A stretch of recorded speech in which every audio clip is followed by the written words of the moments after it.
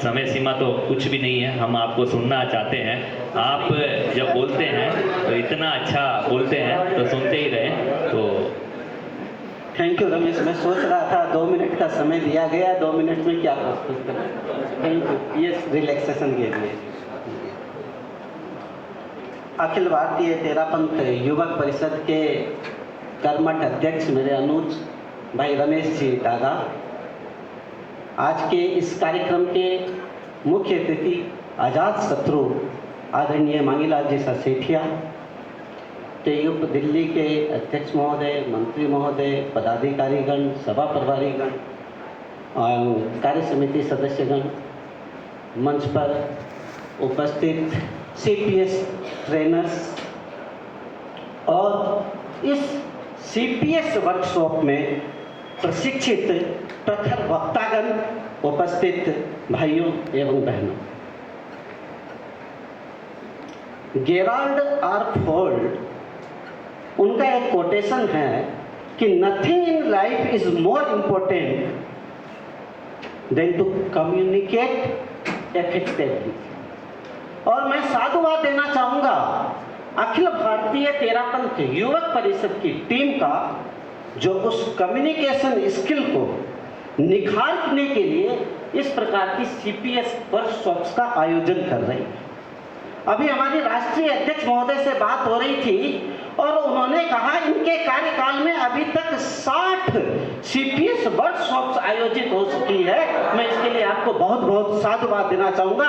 और इन्होंने कहा 75 का लक्ष्य है, लेकिन जिस स्पीड में हमारी दिल्ली परिषद जैसी टीम भी लगी हुई है, मुझे लगता है ये 75-100 का आंकड़ा भी पार कर सकती है। साधुवाद देना चाहूँगा तेरापंथ युवक परिषद दिल्ली की टीम का। 1 महीने के अंतराल में 6 CPS कार्यशाला, अध्यक्ष महोदय, ये हमारी तेयुप दिल्ली की सक्षम टीम के द्वारा ही संभव हो सकता है। और इसके एक एक कार्यकर्ता अपने आप में इंस्टीट्यूशन है, ऐसा आपको प्रतीत हुआ। मार्केटिंग मैनेजमेंट में एक कहावत आती है, a good salesman is one who can sell refrigerators to Eskimos. अब एस्किमोज कौन है? जो आर्कटिक रीजन्स में रहते हैं। आर्कटिक रीजन वर्ल्ड का कोल्डेस्ट रीजन है, और उस कोल्डेस्ट रीजन में अगर कोई जाके रेफ्रिजरेटर बेचे तो आप उसे क्या कहेंगे? Best salesman. और बेस्ट सेल्समैन कौन हो सकता है? जो कम्युनिकेट कर सकता है इफेक्टिवली और वक्तृत्व कला जिसकी विलक्षण होती है। तो इस प्रकार की जो CPS कार्यशालाएं हैं, अनेक प्रखर वक्ताओं को तैयार करेगी। मैंने पूर्व में भी जो CPS कार्यशाला थी उसमें बताया था कि जो ये कार्यशाला है और जो वक्तृत्व कला है, इसका क्या इम्पोर्टेंस है, हम जो इंग्लिश के 5 वोवेल्स हैं उनके द्वारा समझ सकते हैं। सबसे पहला vowel A, ability to convince, power of conviction. हम अपनी बात को दूसरे के सामने किस प्रकार प्रस्तुत कर सकते हैं। दूसरा E, एंथुजियाज्म एंड कॉन्फिडेंस। अगर आपकी वक्तृत्व कला अच्छी है तो आपके वक्तव्य में उत्साह झलकता है, विश्वास झलकता है। और तीसरा I, आइडेंटिटी एंड रिकॉग्निशन। अगर आप अपनी बात अच्छे ढंग से प्रस्तुत करते हैं तो आपकी अलग ही आइडेंटिटी बनती है। और चौथा O, अपॉर्चुनिटी। अगर आप अच्छे वक्ता हैं तो आपको अपने प्रोफेशन में, आपको अपने बिजनेस में, आपको अपने ऑर्गेनाइजेशन में नए नए अवसर मिलते हैं। और जो लास्ट वोवेल 5वां, यूनिकनेस। आप एक आइकॉन बन सकते हैं, आप सभी से डिफरेंट बन सकते हैं। ये 5 इंपॉर्टेंस मैंने कॉन्फिडेंट पब्लिक स्पीकिंग के बताए थे। कई तरह की स्पीचेज हो सकती है। अब ये हम किस प्रकार की स्पीच देना चाहते हैं। स्पीच जो हो सकती है सेरेमोनियल भी हो सकती है, स्पीच पर्सुएसिव और मोटिवेशनल भी हो सकती है, स्पीच डिस्क्रिप्टिव हो सकती है, स्पीच इंफॉर्मेटिव हो सकती है। और कौन सा ओकेजन है, उसमें हमें कैसे स्पीच देनी है, यही प्रखर वक्ता की पहचान होती है। और इसके लिए क्या जरूरी है? सबसे पहले प्रिपरेशन ऑफ स्पीच। फ्रैंकलिन ने कहा तैयारी करने में फेल होने का मतलब है फेल होने की तैयारी करना। इसलिए हम कभी भी कोई भी वक्तव्य देने चाहते हैं तो हमारी तैयारी पूरी तरह से होनी चाहिए, चाहे वो कोई कॉन्फ्रेंस है, चाहे कोई कार्यक्रम है। और इसके लिए भी मैंने कहा था कि जो इसके सूत्र हैं उसमें सबसे पहला क्या है? Audience research. और ऑडियंस रिसर्च का मायने भी ऑडियंस वर्ड में छिपा। ऑडियंस, सबसे पहला लेटर ए, एनालिसिस करें हम जो ऑडियंस है उसका क्या साइज है, किस तरह की ऑडियंस है। उसके बाद यू, उनकी क्या अंडरस्टैंडिंग है। तीसरा डेमोग्राफी, क्या साइज, किस प्रकार, क्या सेक्स, क्या एज ग्रुप, ये हमारी जानकारी में होना चाहिए। पांचवा इंटरेस्ट, ऑडियंस का इंटरेस्ट क्या है। और उसके बाद एक्सपेक्टेशन, वो आपसे क्या एक्सपेक्ट कर रहे हैं, क्या चाहते हैं कि हम क्या प्रस्तुत करें, आपसे वो क्या जानना चाहते हैं। और उसके बाद एन, नीड क्या है, उनकी जरूरत क्या है। उसके बाद सी, कस्टमाइजेशन, जिस प्रकार की ऑडियंस है उस प्रकार हम अपने स्पीच को किस प्रकार कस्टमाइज कर सकते हैं। और लास्ट लेटर ई, एनवायरनमेंट क्या है, हम इस हॉल में बोल रहे हैं या स्टेडियम में बोल रहे हैं या एक छोटे से रूम में बोल रहे हैं, उसी प्रकार हमारी वॉइस, टोन, सारी चीज होगी। और हमें यह भी जानकारी होनी चाहिए कि ये जो आज ऑडियंस उपस्थित है ये सेल्फ मोटिवेटेड है या ऑर्गेनाइजेशन के द्वारा फोर्स करके बुलाई गई। वो हमसे किस प्रकार के स्पीच का एक्सपेक्टेशन करते हैं, whether it should be monologue और इंटरैक्टिव। ये सारी जानकारी होगी तभी हम सफल रूप से अपना वक्तव्य प्रस्तुत कर सकेंगे। ऑडियंस रिसर्च हो गई, उसके बाद हम क्या करेंगे? Selection of topic. हमें वक्तव्य देने बुलाया गया, कई डिफरेंट सब्जेक्ट है, हमें कौन सा टॉपिक लेना चाहिए ये डिपेंड करता है कि हमारी क्या नॉलेज है, जो ऑडियंस है वो क्या चाहती है, क्या रेलेवेंस है, जो कार्यक्रम के हिसाब से सिलेक्शन ऑफ टॉपिक होगा। उसके बाद जनरेटिंग आइडियाज, हमें स्पीच देनी है, हमें स्पीच में क्या बोलना है। सबसे पहले जो आइडियाज आपके दिमाग में आए उन्हें आप राइट डाउन करें। उसके बाद आप इमेजिन करें कि क्या क्या हो सकता है, दिल की क्या बात निकलती है वो आप नोट कर लें। उसके बाद टॉक टू अदर्स, दूसरों से बात करिए कि इस विषय पे हमें क्या बोलना चाहिए, क्या लोग चाहते हैं। और जैसे कोई करंट अफेयर की बात है, अभी कोई ऑपरेशन सिंदूर की बात कर रहे हैं तो उनके डाटाज क्या कहते हैं। उसके बाद स्वाध्याय, स्टडी बुक्स और स्टडी थ्रू इंटरनेट का भी जमाना है। ये बात और सबसे इम्पोर्टेंट जो मैं समझता हूँ, अच्छा वक्ता वही हो सकता है जो अच्छा श्रोता होता है। लिसन साइलेंटली, देखिए लिसन और साइलेंट दोनों वर्ड देखिए लेटर सेम है, और अगर आप साइलेंटली लिसन करते हैं तो निश्चित रूप से आप एक अच्छे वक्ता बन सकते हैं। जो चौथी बात, बॉडी ऑफ स्पीच क्या होनी चाहिए। जो स्पीच की बॉडी है वो सिंपल होनी चाहिए, नेचुरल होनी चाहिए, ताकि आप जो बोल रहे हैं वो सभी के समझ में आ सके। उसके बाद कंसाइज होनी चाहिए, संक्षिप्त होनी चाहिए। ऐसे अध्यक्ष महोदय ने आदेश दे दिया इसलिए मैं बोल रहा हूँ, लेकिन अगर वो 2 मिनट की प्रस्तुति है तो हमें 2 मिनट में क्या अपनी बात प्रस्तुत करनी है, इफेक्टिवली कैसे पहुंचानी है, वो भी हमारे पास जानकारी होनी चाहिए। क्योंकि कहते हैं ना, संक्षिप्तता बुद्धिमत्ता की जननी है।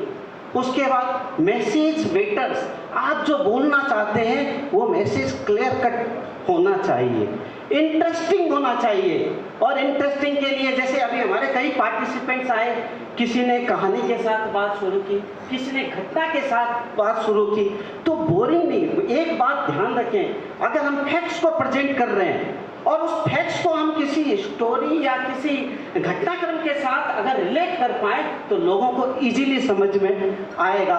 और एक और सबसे इम्पोर्टेंट चीज़ है, वर्ड्स हमारे पावरफुल होने चाहिए। पावरफुल का मतलब ऐसे वर्ड्स नहीं कि जो लोगों को समझ में नहीं आए, लेकिन उन वर्ड्स का रिलेवेंट होना चाहिए, रेलेवेंस होना चाहिए। ये बात हमें ध्यान में रखनी चाहिए। बॉडी ऑफ स्पीच के बाद practice and rehearsal. Practice practice practice, ऐसा आपको सिखाया भी होगा आपके CPS ट्रेनर्स ने कि भाई आपको वक्तव्य देना है, एक दिन पहले आप माइक में वो आईने के सामने तैयारी करो कि मैं स्पीच दे रही हूँ और खुद रियलाइज करो कि किस प्रकार ये हमारी स्पीच हो रही है। लेकिन एक चीज़ मैं ज़रूर कहना चाहूँगा, कहते आए हैं कि practice makes a man perfect. मैं उसमें ऐड करना चाहूँगा, perfect practice makes a man perfect. आपकी प्रैक्टिस भी सुनियोजित होनी चाहिए, इस बात का ध्यान रखना चाहिए। और उसके बाद जो मेमोरी करनी, अब हमें जो स्पीच देना है तो कुछ पॉइंट्स सबको याद करने चाहिए जो हम अच्छे ढंग से प्रस्तुत कर सके।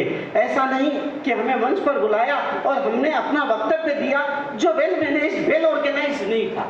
तो इसलिए कई चीज़ें हम मेमोरी, कम से कम पॉइंट्स को तो जो मेमोराइज कर सकें, क्योंकि जो हमारी बॉडी ऑफ स्पीच में भी पॉइंट्स कनेक्टेड होने चाहिए स्पीच के। And a good speech one where points are connected like a pencil. जैसे पेंसिल के पॉइंट होते हैं ना, उसी तरह हमारी स्पीच भी पूरी पॉइंटेड होनी चाहिए और कनेक्टेड होनी चाहिए। ऐसा नहीं कि अभी हम राम की बात कर रहे हैं और बीच में श्याम की बात करने लग गए, फिर मोहन की बात करने लगे, हम तो बात तो राम की करनी। तो ये पॉइंटेड होना चाहिए, ये प्रयास रहना चाहिए। और एक जो और इम्पोर्टेंट चीज़ है, स्टेज सेटिंग। जो अच्छे वक्ता हैं, जो स्पीकर्स हैं, वो आएंगे, पहले अपना स्टेज कैसा है, पोडियम हम जो बोलेंगे ऑडियंस तक वो बात पहुंच पाएगी कि नहीं, कितनी दूरी में ऑडियंस बैठी होगी, हमारा वॉइस ऑन वॉल्यूम कैसा होगा, इन सब चीज़ों की भी जानकारी होनी चाहिए। ये जब हमने प्रिपेयर कर लिया तो अब बात किसकी आती है, प्रेजेंटेशन की। प्रेजेंटेशन में सबसे पहली बात क्या होती है, शुरुआत। आपकी शुरुआत कैसी हो, शुरुआत अगर इम्प्रेसिव है तो शुरू से ही आप अट्रैक्ट कर लो। Well begun is half done, ये कहावत भी है। इम्प्रेसिव शुरुआत होनी चाहिए। वो शुरुआत ऐसे भी हो सकती है कि हम कोई कहानी के माध्यम से शुरुआत करें, शुरुआत हम कोई क्वेश्चन भी ऑडियंस के सामने रखकर कर सकते हैं ताकि उनके पास क्यूरियोसिटी आए कि इसका आंसर क्या मिलेगा। शुरुआत हम एक रोड मैप देकर भी उनको सामने रख सकते हैं। तो ये एक शुरुआत काफ़ी इम्प्रेसिव होनी चाहिए। और जब हमारी इम्प्रेसिव शुरुआत हो गई तो बात आती है स्टाइल ऑफ स्पीच की, डिलीवरी ऑफ स्पीच की। हमारा प्रोनाउंसिएशन कैसा है। अभी कई वक्ता आते हैं वो देख कर बोलते हैं, मैं समझता हूँ, ये मेरा व्यक्तिगत मत है कि जो देख के बोलते हैं वो इतनी ज़्यादा तार नहीं जोड़ पाते जो श्रोतागण से। तो जो एक्सटेम्पोर बोलते हैं उनकी कनेक्टिविटी ज़्यादा हो जाती है। फिर कई वक्ता आते हैं वो याद करके आते हैं, जब याद करके आते हैं और कोई लाइन बोलते हैं बीच में अटक जाते हैं तो रुक जाते हैं। मैं एक निवेदन करना चाहूँगा, रुकना नहीं है। आप लाइन भूल गए, आप क्या आगे बोलने वाले हैं वो आप जानते हैं, ऑडियंस नहीं जानती है। नेक्स्ट लाइन पर चले जाइए और अपनी बात को प्रस्तुत कीजिए। अटकना नहीं है, बार बार अपनी बात को नहीं दोहराना है। इन चीज़ों का हमें पूरा ध्यान होना चाहिए। और ये कहा भी गया है, जो चिंतन मनन के बाद रखते हैं अपने विचार और उनकी कही बात का होता दुनिया में सत्कार। इससे बड़े सोच कर अच्छे ढंग से अपनी बात को प्रस्तुत करना चाहिए। जब हमारी ये स्टाइल और डिलीवरी ऑफ स्पीच हो गई तो बात आती है कनेक्टिंग विथ ऑडियंस। मैं जब बोल रहा हूँ और मैं एक जगह ऐसे ही खड़ा हूँ, कनेक्शन नहीं है मेरा ऑडियंस का, तो मैं ऑडियंस को इम्प्रेस नहीं कर पाऊँगा। जो मैं अपनी बात है ऑडियंस तक नहीं पहुँचा पाऊँगा। तो कनेक्टिंग विथ ऑडियंस, इसके लिए दो पार्ट है।